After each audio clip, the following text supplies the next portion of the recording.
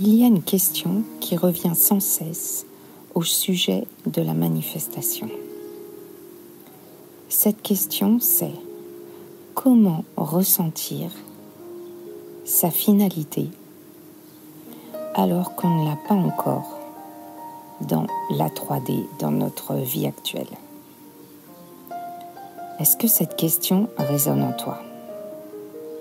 Je suis quasiment certaine que oui.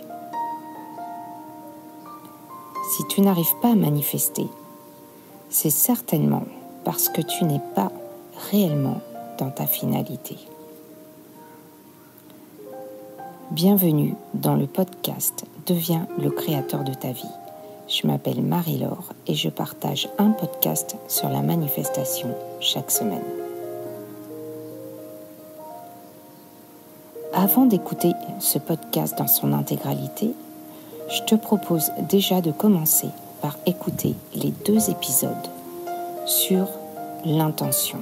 Je te mets les liens en description. Ça sera vraiment essentiel parce que là, je vais aller droit au but et du coup, il va te manquer quelques éléments. Je te rappelle aussi que nous attirons ce que nous sommes, mais pas ce que nous désirons. J'ai fait aussi un épisode là-dessus, tu peux aller l'écouter.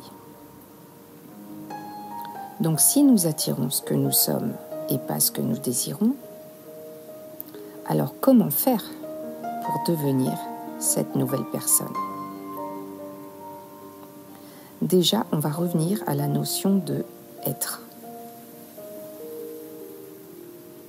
Il faut savoir que être, c'est avant tout notre subconscient qui commande. Est-ce que tu savais qu'il commande 90% de notre fonctionnement global ? Le subconscient, c'est un logiciel programmé dès la plus tendre enfance par nos expériences, par notre entourage, etc. Les mots aussi ont une grande importance dans ce logiciel. Du coup, ça veut dire que être, ça doit déjà passer par le subconscient. Ça veut donc dire qu'il faut déprogrammer, puis reprogrammer un nouveau logiciel. Je te partagerai un autre podcast sur comment éliminer, déprogrammer des croyances qui te limitent dans ta vie. Revenons au sujet de être. Il y a quand même une bonne nouvelle. C'est qu'on a le pouvoir de changer notre réalité, de changer notre programme.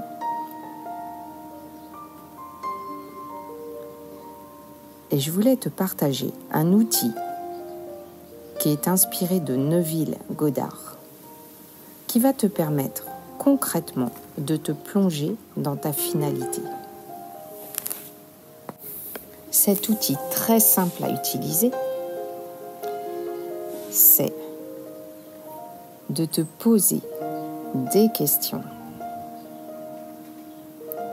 qui vont faire, tu vas voir, je vais te donner des exemples, qui vont faire que, immédiatement, tu vas être dans ta finalité, comme si ça y était déjà, puisqu'on va utiliser du présent, et on va utiliser aussi l'émotionnel, qui est donc primordial, puisque notre subconscient est fait principalement, le programme est fait à partir de nos émotions, essentiellement. Voici la phrase. Prends de quoi écrire, ou alors enregistre quelque part sur ton YouTube ou sur Spotify, n'importe, le podcast pour retrouver la phrase. La phrase est la suivante. C'est plutôt une question. Tu commences tes questions par « N'est-ce pas merveilleux de ?» Je vais te donner quelques exemples et tu vas comprendre tout de suite, immédiatement, le pouvoir que cette question a. N'est-ce pas merveilleux de me sentir chaque jour en paix? N'est-ce pas merveilleux de me sentir libre financièrement? N'est-ce pas merveilleux de me sentir en pleine santé, en pleine forme? Je ne sais pas si ça résonne en toi, mais en tout cas, je trouve que c'est vraiment puissant. Rien que cette phrase toute simple est extrêmement puissante. Ce qui est génial aussi, c'est qu'on est vraiment dans la vibration de la gratitude. Et ça augmente vraiment notre pouvoir de manifestation. Quand on pose ces questions, n'oublie pas de parler uniquement au présent, jamais de futur.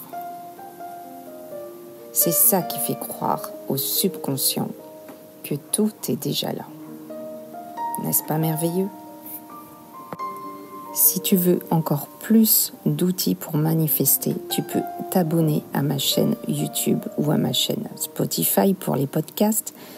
Mais sur YouTube, je te partage aussi un tutoriel exclusif pour compléter cet outil de Neville Goddard avec le Vision Board, mes façons loi d'attraction, c'est-à-dire tout ce qu'on vient de faire, vraiment basé sur le subconscient. Je t'invite à aller voir, tu trouveras tout ça sur ma chaîne.